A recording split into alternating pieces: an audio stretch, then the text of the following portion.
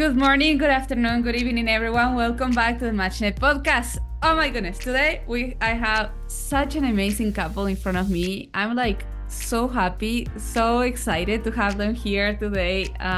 Here's Adelina and Kwasi. They are an amazing couple, first generation who received the blessing the last one, right? 2023. Mm-hmm. Yeah, in the 2023 blessing. And I know Adelina since 2017 when she just came to America. I was doing experience in witnessing, and she was my older sister during that time. She almost saved my life during that time. So I have so much love for her.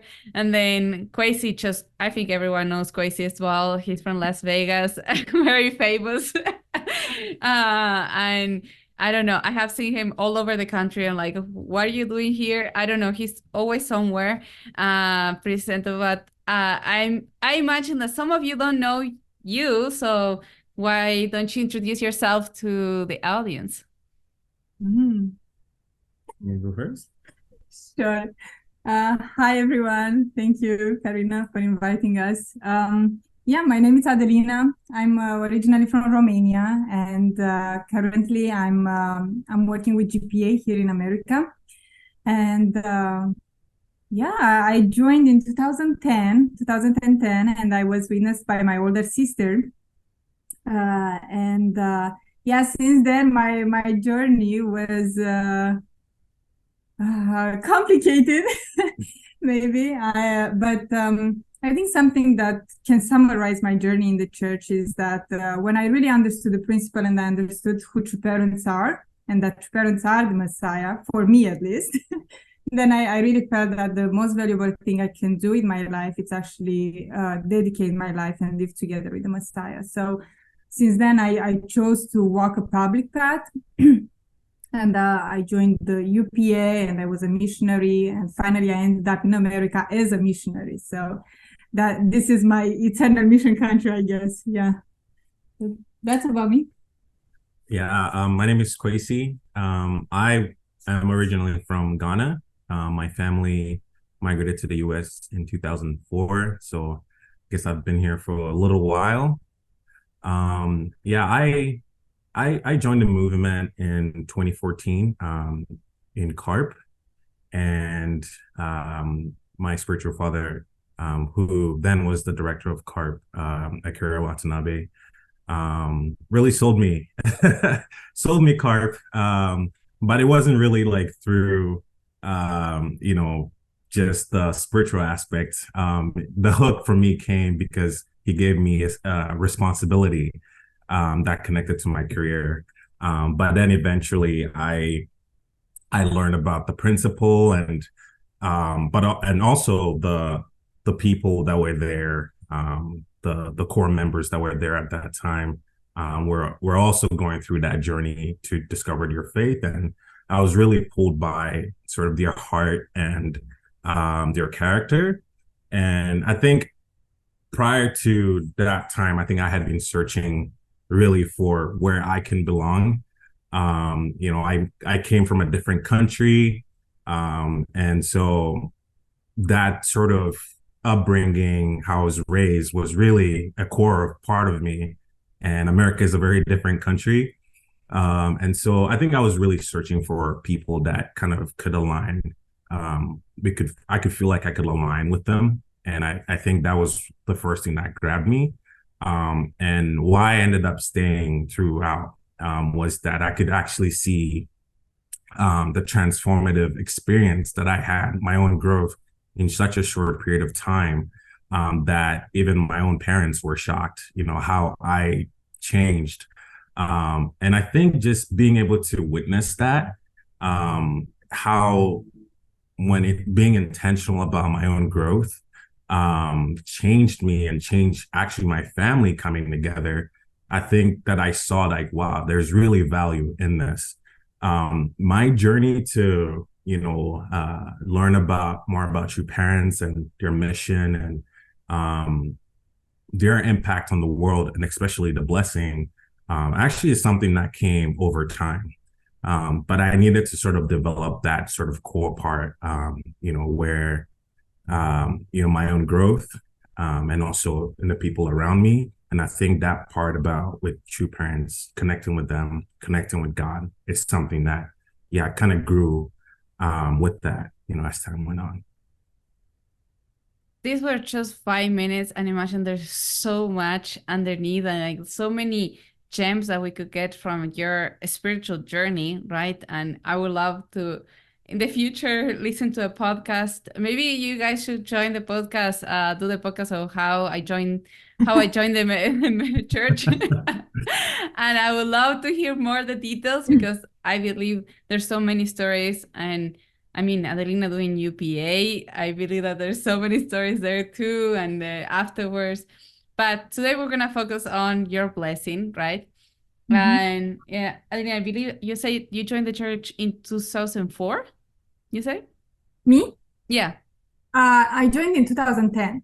2010. I see. Yeah. Okay.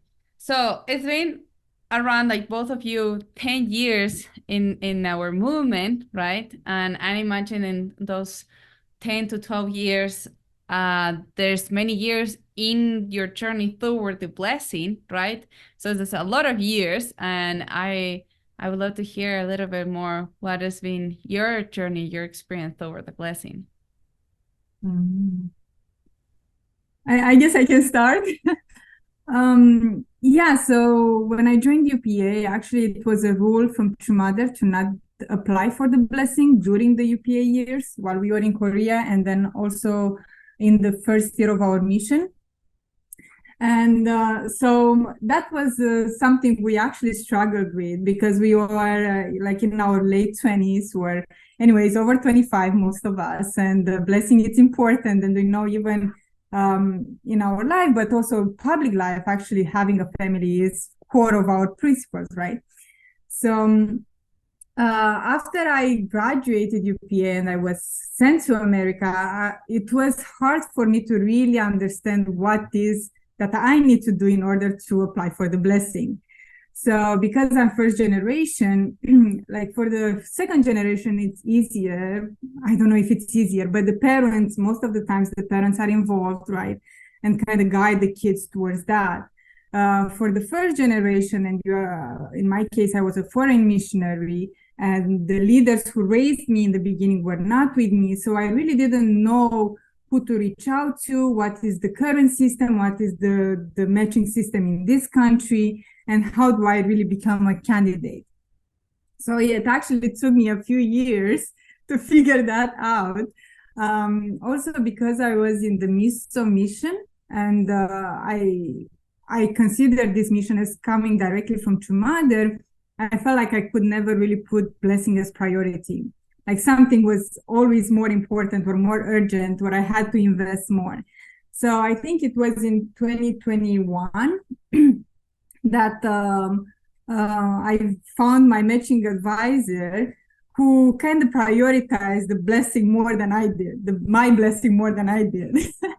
So she really pushed me, and she kept me accountable on going through certain steps and becoming a candidate, and really doing that with clear intention, and also having all the external things prepared for it.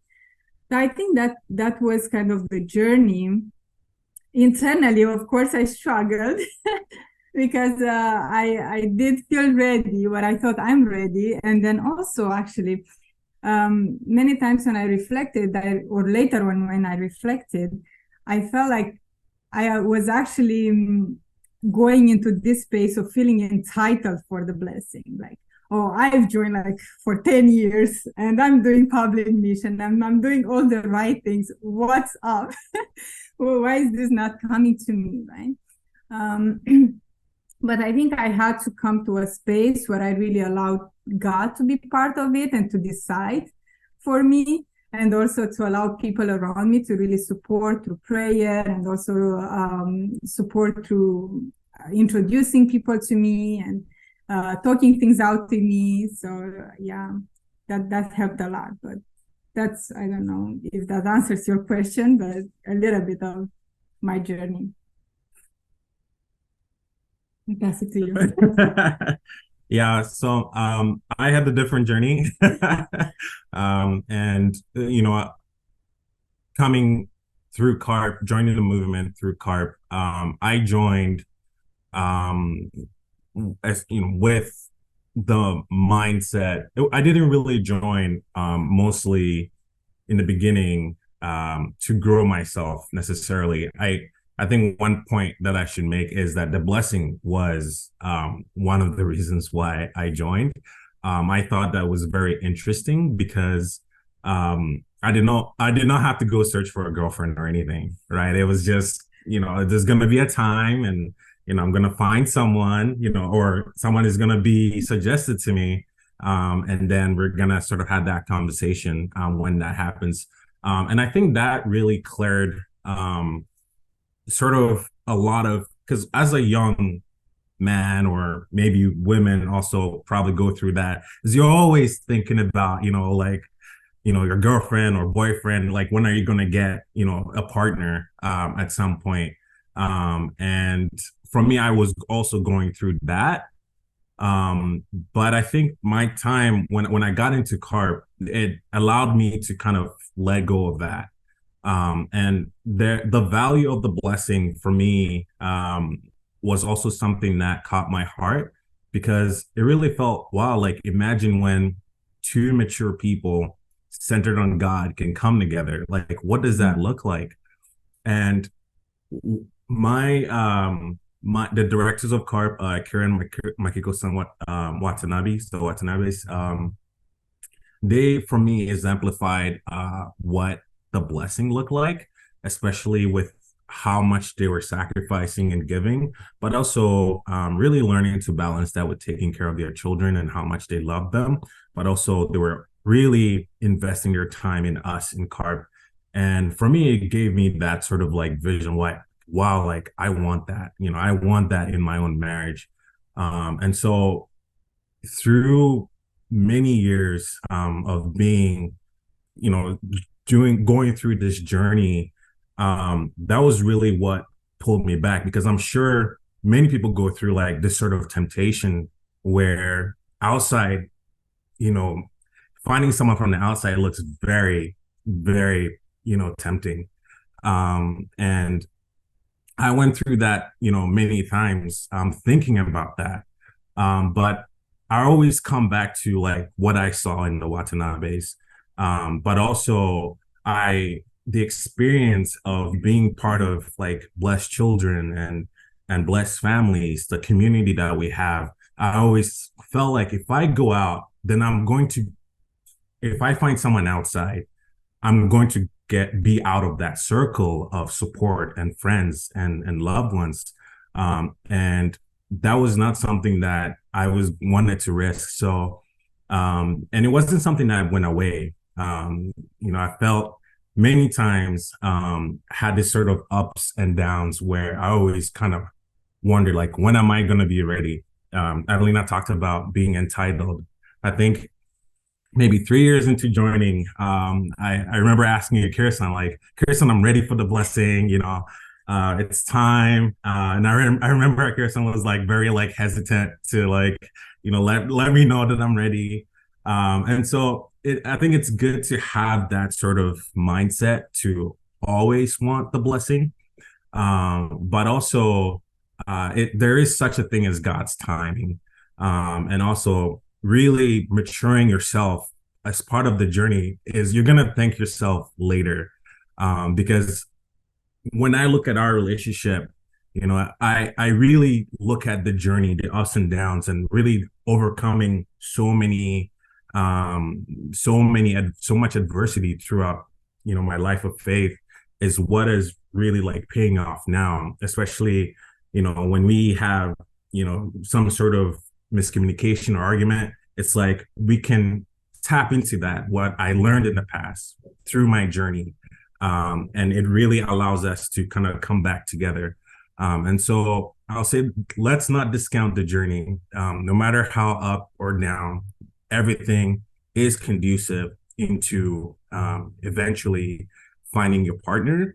And eventually, when things go down, it really, you can count on that to really help support you, and also count on the people, the community that you've built throughout the time that you've been in the movement to really support you, because they also have gone through those moments. So I think that's really something that I'm really grateful for.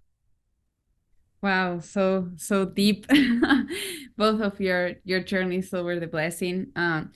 In terms of like, I understand why you, Adelina, felt entitled to the blessing. I would have done the same. I mean, like, you offer public life, you're really doing your best. You didn't receive the blessing like earlier because you couldn't, because you offered it up. So in a way, you're like giving everything and expecting for God or for the spirit world, for someone to help you with the blessing, right? Because you're helping so many people, which I understand why, right? But then maybe there was some things that you needed to go through, right, to prepare your heart for it. And then in the case of Kwasi, hold on to the vision of it, right? And although it's if you have 10 years, almost 10 years in the blessing, and you were ready to receive the blessing in 3 years in, so that's 7 years where you're like had to hold on to the vision of the blessing, right? And try as many things, and to not lose hope, right? Like so many people will lose hope in 1 or 2 years. I don't know how many will stay 6, 7 years holding on to hope that something will happen, that God has my back, that trusting that if there is a time, right? And now today, you are grateful for what you experienced and the relationship, and you feel like, oh, everything happened for a reason, right? But in the moment, it just feels so hopeless, right? So you both chose to call this podcast Delay Gratification, right? So I wanted to ask you how, like, how you delay that gratification, how you hold on to hope throughout those years, um, and how you experience it even now, how you practice it, and what is the value of it. Feel like we established a pattern where I go first and he goes after. That works. Yeah, for me, I think so my character is pretty willful. I think I'm pretty goal oriented, and even though I face difficulties, I'm kind of power through things and get them done. And I guess with the blessing, I thought the same. If I want it, if I decide for it, it's gonna happen. And well, it didn't really work like that. Yeah, after I became a candidate, and I guess, I had coming in different profiles, but I always felt like it wasn't what I was looking for, or somebody that I could build a future with, and something that I felt inspired by. So I remember I had this moment of kind of a despair in a way, and a really honest conversation with God. And I don't think it was exactly a prayer. It was just like, hey, let's have a talk. Because I was pretty done with it. And I told God, this is my deadline. It's maybe like 3 months before my deadline. So I didn't give God a very long time. I already gave him more than 10 years. So I was like, okay, this is it. I have 3 months. If somebody who I can start a conversation with, that I'm excited about, right, that I look forward to, doesn't come about, I'm not gonna do this. Like, this is so I was very honest with God, and wasn't resentful or anything, but actually was more painful, because I felt like, oh, I waited so long, or I tried so much for this, and like giving up, that was not just God giving up that ideal for me, but myself giving up that sort of ideal for my family. So it was actually a painful experience, but something that I was really honest with God. Like, I'm reaching my breaking point maybe in relationship with this. And Yeah, I think it's taking a little bit to actually talking about the delayed gratification, but the experience I had when receiving his profile was really at the end of my deadline. And I was in Korea and I received his profile printed in an envelope, right? We usually receive profiles like on an email or something, but my matching advisor was in Korea and we met. And at the end of our meeting, she handed me this profile. And I went to Chongsimon in Korea and I prayed before opening it. And I opened it and I saw his profile. And actually, I knew about him for a while. We've been around in the same church, you know. But the experience I had when I first saw it was actually I couldn't really read through it because I started crying a lot, and I felt this liberation and the deep gratitude, and so deeply felt like this is the person. So for me, it wasn't like after that to try to confirm things or committing. Like I was committed before I talked to him. Because of my previous prayer with God and that arrangement, because of how his profile came about and how special that experience was. And of course, also because he was coming as somebody suggested from people I trusted. Right. And the fact that, he was raised by Akira-san and I trusted Akira-san. So it was some sort of foundation there of trust, but also foundation of preparation for my heart to receive him. I think not rushing through when I'm thinking like, oh, I just want it to happen, so maybe I should just make it happen no matter who this person is, right? And then struggle through it. I think that was a good decision. Like actually wait for what Kwasi called earlier, God's timing. Right? We have to be clear with God what we want and what our desire is. Also, what is our capacity for waiting and for accepting things, for working on ourselves, all this kind of stuff. But also not force things through. And then the second part of this delayed gratification, I think it came through our matching process. As I mentioned, I was kind of committed and sure about it before I even talked to him because of my experience. And I think I was a little bit more ready to jump into things, right? Like, I want clarity. Maybe this is a women thing, right? But I want to know if you're committed, if we are on the same page, if you want the same thing I want, if you want to go to this blessing when I'm wasting my time. So, I had all these kind of feelings, but I realized not too long into our matching process that he was not exactly where I was at, right? So even though I wanted all those things, I had to wait and go at his pace and allow him to grow through the journey or to arrive to his own commitment, right? To his own desire or clarity of the next step of what that means, right? So even though I kind of like my heart jumped or I wanted certain things in place, or I think I had to delay that sort of desire or the fulfillment of that desire until he was ready. And when I waited for it and it happened and he completely owned it, actually it felt a lot better and it felt like, oh, I didn't force things and I just trusted the process and grew with the process. So I think that's what comes to mind when I think about delayed gratification in my case. I just wanted to say a comment that I don't know, maybe it's the experience of everyone, but all the women, but our experience of men is that men they tend to be more slower than women. Or women are more intense, we'll see. But I have a question for you. So you guys knew each other.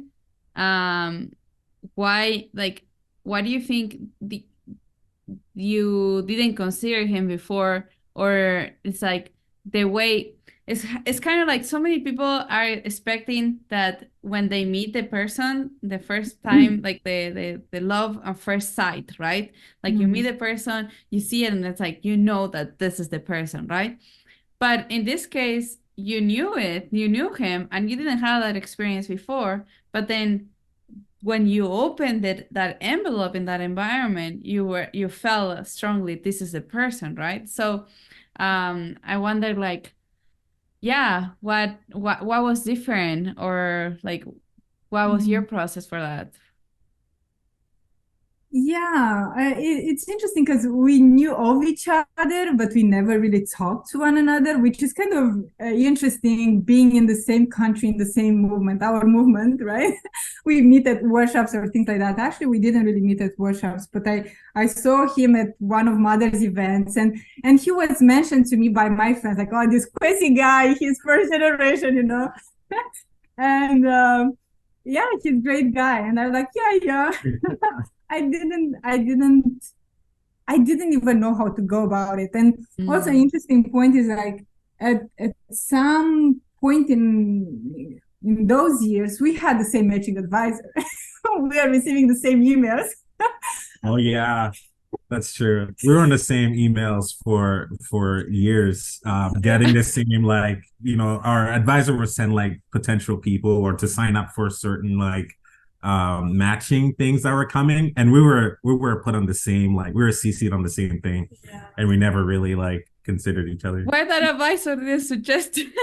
I know, like somehow also I think I never really went for it, where I knew about him, but because there were people who knew both of us, but nobody like really suggested it.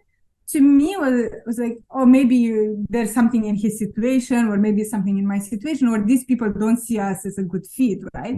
So I think that's why I didn't really go for like, oh, look into this person or what's going on with him.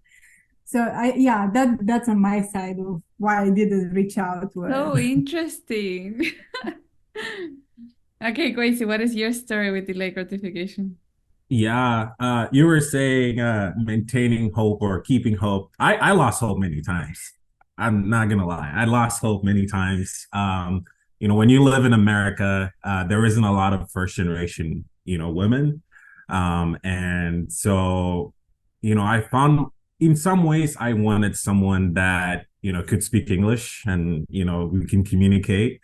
And I always thought like this person has to be living in America, so that we can communicate and if anything comes, I feel communication is a huge part of relationships. So if we can communicate and we speak the same language, it's one step closer to resolving things.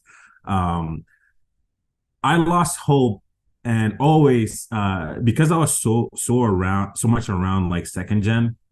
I always wondered, like, why isn't second gen like an option? Like, look at this person, look at that person. I started to sort of like look around. My eyes were going around, and I think that made me a lot more confused, and also kept me kind of cycling in my head, like, why not this, why not that, and really kind of sucked my energy. And I think once I sort of got over the idea that, okay, it has to be like second generation because there's no Americans available.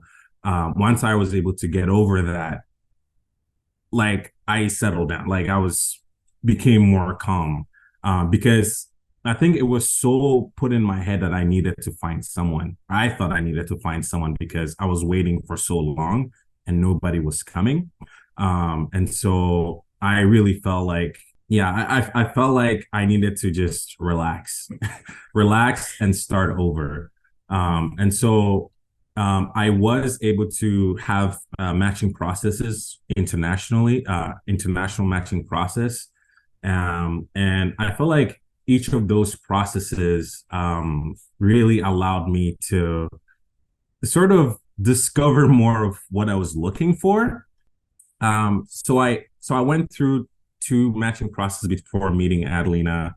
And I felt like, each of those moments allowed me to go through a certain process of growth, where in a sense, like maybe from that first process where I thought I was ready for a matching process, I was ready for the blessing.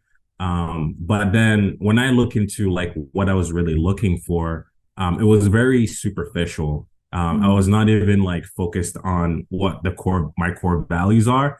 I was only focused also like, what is God going to give to me? And whatever God chooses for me, I'm okay with it. And that is not a, bad at all kind of heart to have approaching the blessing. However, I kind of removed myself from taking ownership and taking responsibility. But as those processes went on, I really felt like this is not the right person, but also I needed to take responsibility and let them know that this is not the right person for me. So after that, I really took a step back, and took about a couple of years off the blessing, and really sort of like discover more about myself. And after also the times when I was in school, I felt like was not the right time for me because those were stressful moments. Some people can handle it. But for me, it's like I couldn't really put a lot of my energy into a blessing or a matching process during those times. But somewhere in my mind, I thought I was ready. But it was really getting to that point where I find that, oh, wait, like the blessing requires full energy. The matching requires full energy. So I need to finish this and then put all my energy into really finding the one. And so it was making that determination that after I finished school, that I really want to grow even more. I was still growing, but I want to even make it more intentional, to work with a care son to really find that person. And so after school, I felt so clear, like a lot of stress, a lot of things, so clear. I was more open to receive this person. And also, of course, there was a lot of working with my matching advisor with a care son, and really preparing myself internally to receive her. I did not know it was her at that time. And I believe that it was really during the time that I could really focus all my intention, really determined for the matching and blessing, was where I feel like I was able to work with God to really grow. And I think the outcome of that for me was that I started to realize, like from the first two matching processes that I had, what I was lacking or what I did not know about myself was I did not know what it meant to have core values that I can align with, right? So I did not really understand. I heard about it, but it was very intellectual. But what I discovered was that, when it comes to having understanding what core values are important, you need to start to think way past just that immediate time. You need to think about what you want your own children to have. What sort of values do you want them to inherit? And so it's not just like, oh, this person has this, they're beautiful, they're kind, or, it's not just that. But, I was looking for my children that will be maybe blessed perhaps someday, will inherit a sense of compassion, will be kind, will have a sense of moral values, right? And that became the top priority for me. And became more important for me versus like maybe looking for someone that speaks English or, someone that, is very beautiful. Of course, my wife is beautiful, very lucky. But looking for someone that's beautiful, some sort of like superficial thing. I really looking past that moment of even the blessing is what really allowed me to find her, because when I got her profile, I was able to look at her core values, and even like compassion. Like compassion doesn't come easy for me, but like, wow, I want my children to have compassion, to learn how to have compassion. I want she has an extensive, life of faith, mission work and all of that stuff. I want a mother that, I want my children to have a mother like that, right? And in our profiles, we don't get to see names. At least I did not get to see her name. Didn't I did? And so there's no picture. So it's just kind of like just words, right? Words, her, who she is without her name. So I was just really looking at that and saying, okay, I want to talk to this person, right? And so for me, it was really growing into through the process to really discovering what is the most important thing that could come out of this. What is the most important thing, that at the end of the day, I'm not going to regret. And is really coming down to finding my own core values, aligning with that, and also using that to also find the right person. So there is such a thing as delayed gratification, but it works hand in hand with really growing yourself and learning to know yourself, and also the relationship with God, the relationship with your team. And I think all of that, when all of that can come in harmony, I think you'll be able to find the one that you're looking for. Wow, that's so deep. Oh my goodness. I don't wanna you shared so many things, and I think everything was really important. I wanna ask you though, like how because you had to go through the process of stop focusing on like the restrictions that let's say the church, the movement, or the culture of our church of between first and second generation. You had to go stop focusing on the restriction and start focusing on the values that you're looking for, like in the person, and that really open up as well your heart, and stop creating the resentment and making the resentment into, okay, let's focus on what I want, right? Was it anything in particular that happened to you that gets you to that point, or like just finishing school, or any experience, anything that someone has shared to you, some wisdom that allow you to get to that point? That's a good question. I think there's one particular scenario where I think, I don't know, it was maybe seeing sort of how let's say new members that go through CARP, new first generation members, actually look up to older first generation members, right? Because they're more alike in, probably similar journeys going to the blessing. And I really thought about it. I was like, wow, like if I'm struggling through this, sense of identity, sense of, do I need to be blessed with second generation? And I'm going through sort of really this sense of confusion. But at the same time, for me and my own situation, I knew that,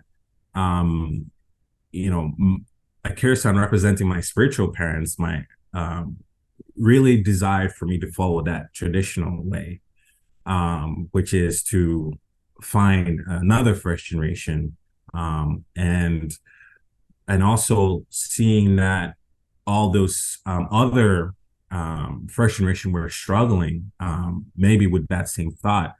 I really felt like I wanted to sort of lead that way, that actually there are first generation out there. We just need to spread more, like widen the net a little bit more. And there are first generation that have very good hearts. Very, you might look at second generation and say, and say that, wow, like really great people, really good heart. But there are first generations that are the same and very similar. And so it was, if I could really find that and show that this is possible, then maybe other first generation people don't have to struggle at this point. And so it's so funny. Like sometimes we want something, or we have our mindset on something, but actually once you let go of that, it's like a whole new thing sort of opens up, a whole new like pathway just opens up. And I feel like that was kind of my experience is when I said I'll take responsibility, when I said that I wanted to lead the way, I felt like God opened the way. And so, yeah, I'll say that would be the moment. And in some ways that came after finishing school. But it was just having more clarity. And yeah, I felt like that was how it happened. Wow, you're giving me shivers. That's so good. Oh my goodness. Thank you for wanting to do that. And I I grew up from a community where there's like almost the same amount or even more first generation, the second generation, and we grew up like together, and we didn't struggle so much with the second gen and first generation, which was understood, but we both learned the value of each other, right? Like we both learn why it's important, what the importance and the identity of each other. And some of my best friends are first generation, right? And when I hear sometimes North Americans, first generation saying like, "Oh, there's no first generation," or "There's no like," and you say it gives me like, because so upset, like. Are you saying that my friends, that those people are not good enough for you? Who you are? So I'm so glad that you guys can experience and share this as well. Of course, if I say it's like, you say because you're second generation, it's like, okay. But it always comes better when it's from someone that they understand their heart, right? So yeah, thank you for leading that. So I bring in anecdotes and stories from the past as well. I met Adelina in 2017, and I don't remember how old you were back during that time, but I do. You were. No, it wasn't 2017. It was 2018. No, 2018. Yeah, 2018. Mm-hmm. And yeah, I was already in the matching process, and so we were talking a little bit about it, and I asked you like what kind of person you were looking for, how you would like to receive the blessing. And I do remember that you share like, oh yeah, I'm open for everything, but not a person of color, not a Black person, because my family will struggle with it, right? And here you are together in an interracial blessing. So what was your process toward that choice? Yeah, I really don't remember the moment. Maybe I do remember a little bit of the struggle in those times with this kind of idea. But yeah, I guess when we talk about delayed gratification and why maybe the blessing came 6 years after that, was for me to open my mind and heart and actually be ready for that and for what God wanted me to experience, right? So yeah, I do think that we have concepts about ourselves, what we are able to deal with, and also we have concepts about the people who are closest to us, in this case about my family, and what I thought my family can handle and what they cannot. And yeah, as was mentioned, right, we are first generation. So yeah, my sister is in the movement, but my parents are not. And I'm coming from Romania, which, it's Eastern Europe, and we don't have that much diversity. So my parents weren't necessarily so exposed to different races.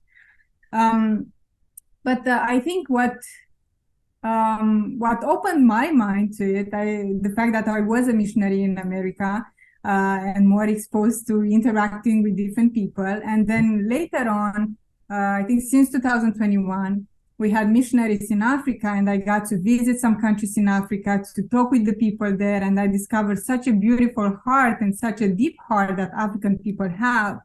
And I really, and also I actually saw many times how they interact as couples, right? And I really love that, like their culture and how they treat the wives and the mothers and how attentive they are. And it kind of opened my mind, not just opened my mind, I started to entertain the thought, maybe that's it. That's what I'm looking for. Not necessarily the skin color, right? But that kind of heart and behavior and attitude. Yeah, when the Kwasi profile came up, I didn't struggle with, at all with him being black and me white and this kind of things. Yeah, I remember when I called my parents to tell them that I'm in a relationship, right? And I was actually, it was before he came to visit me in Romania, and I called my parents separately. And I was just coming from Zambia actually at that time, because I was visiting the team there. And I told my parents, and I was so surprised by their response. Of course, I said something more than, oh, he's black. But yeah, they were just very supportive, and they were very happy that I found someone that I resonated with, and I wanted to invest into this relationship. And then, of course, they saw pictures of him, and then they met on Zoom, and they met in person, and they really love him now. So you did a good job. And I think, yeah, really. And I had like my extended family. They never asked me anything, but they did ask my parents, like, is this for real? Because it's such a different thing. Like nobody in our whole extended family, it's married with another race. Barely we have maybe a couple of international marriages, but between Europeans. So it's something kind of revolutionary in our extended family. But yeah, my parents are proud of it, and yeah, they look at our relationship as something exemplary and something that it's actually beautiful, and they are excited to see our kids and their grandkids.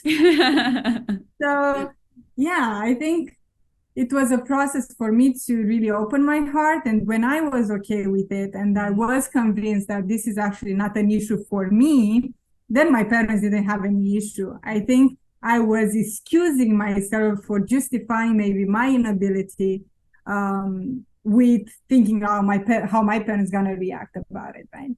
So, yeah, I'm glad God did His works, and I guess guided me on the journey of really understanding, yeah, the right attitude and heart towards when we say like we want anyone, but but I think we need to check it again, what's actually there.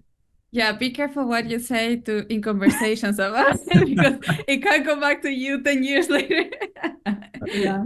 It's kind of crazy because like if you think about it, maybe that was why it took that long, right? It's that right? But if maybe God had someone prepared for you that was the excluded, I guess, then maybe it was a short time before you found that person. And it's kind of crazy how that kind of works.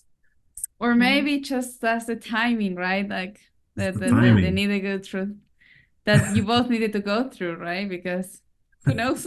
we will never know what the story will be, right? Right. But I mean, of course, I believe that not having any bad is the best. Like having an open heart is the easiest and where we want to get there.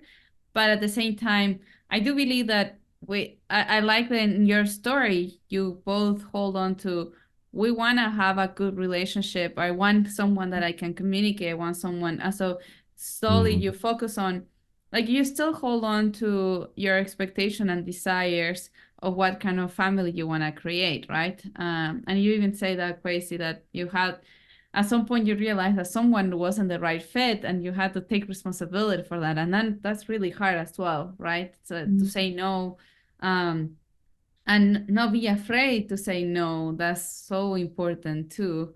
I just wanted to add to that, like, as long as we're not desperate, oh, because of the blessing, let's just do with anyone or however. But if we can hold on to our values, then it should work, right?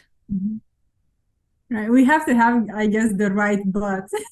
Yeah. Right? Like, if it's external or it's related to certain concepts maybe we have, then I think we have to check ourselves a little bit more deeply. If it comes to really core values, as Kwasi was mentioning, and really what you are hoping for the future and something that's really deep in your heart, I think it's important to hold on to those things, right? So yeah, it's okay to have expectations. I think it's always good to check what are those expectations, what is the root of those, and then what are you willing to compromise on and what not. Like, it's really a deal breaker for you. Totally. So, yeah. So we're getting close to the hour. So of course we could talk more, but I would love to ask you any final words, any kind of advice that you would like to give to either your younger self or someone that the audience or listenings that are going through what you experienced 6 years before. Very good question. I think what comes to mind, because we are calling this delayed gratification, and because I was sharing earlier how we knew of each other, I really feel like we do need to trust God in this whole matching story. Like, we think we are ready and we think we have everything in place and things like that, but why this kind of proposal, why this kind of suggestion didn't come earlier? I think I wasn't ready for Kwasi and he wasn't ready for me. Right? So we had to grow ourselves into becoming the person who can accept the other, but also can be the best partner for the other. Right? And that's why God had to do his works individually in our own lives and provide us with the experiences that we needed in order to grow ourselves to be ready to come together. So I think sometimes, especially if you are older, but some people feel ready, like when they are really young and they feel like, oh, this is the time I need to go, and things are not happening. Like, don't despair. Just trust God and persevere and really work on yourself and have plenty of experiences and really become the best person for your future spouse. I think that's the only thing that comes to me, or the first thing that comes to me when I look at my journey for the blessing. I like that. And adding to that, I'll say, like, knowing yourself is one of the best investments you can make in your whole journey towards the blessing. Even journey towards getting a first profile of a potential candidate is knowing about yourself. What are you really looking for? Don't lie to yourself. Okay, what are you truly looking for? And it's really learning to discover that really looking for is very important. If you're still sort of cannot clearly define the kind of person you're looking for, then you're still working on yourself, right? And so and this is my own interpretation of that. So I'll say that work on learning, work on growing yourself, work on the more investment you can make in yourself, the more you're gonna thank yourself later. I feel like, and she can attest, in our matching process, um, I think it was really about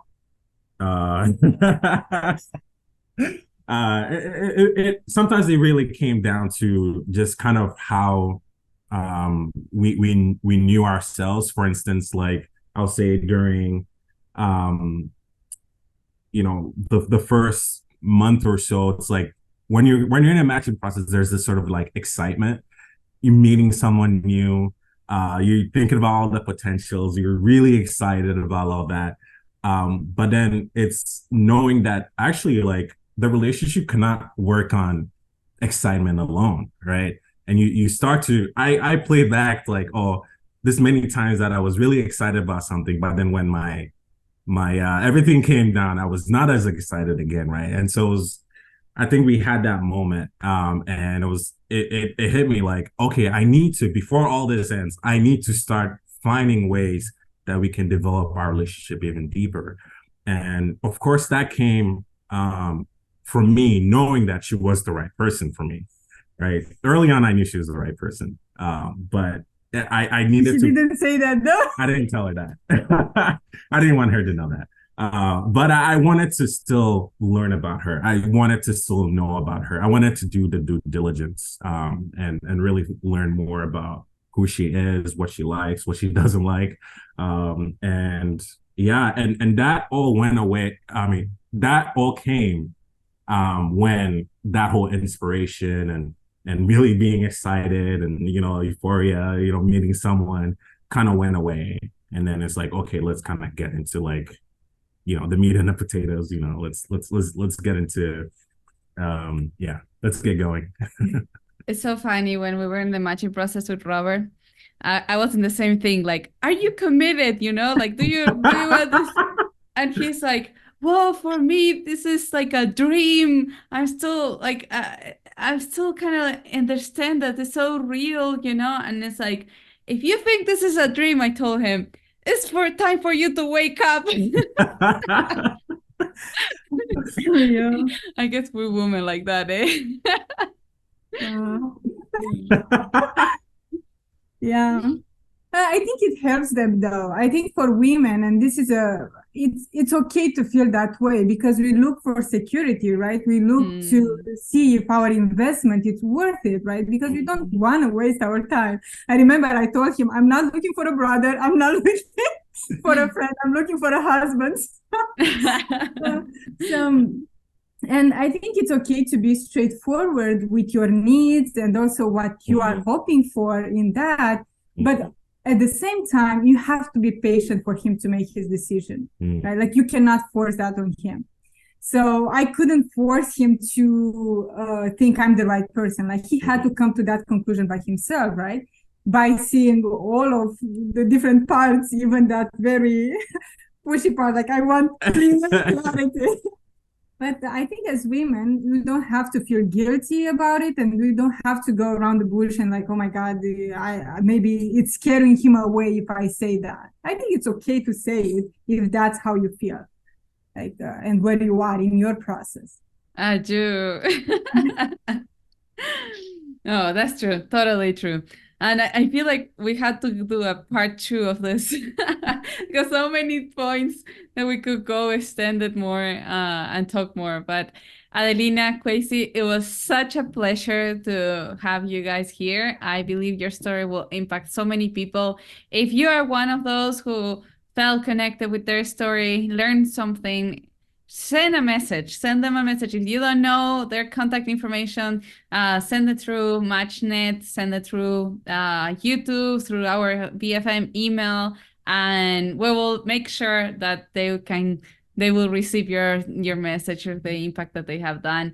And I know that this is like a podcast episode where we're talking about their lives and their testimony, right? So your testimony, your experience, your life already is impacting so many people. So thank you so much, Kwasi and Adelina, for coming here, for all the effort and devotion that you have done throughout the years.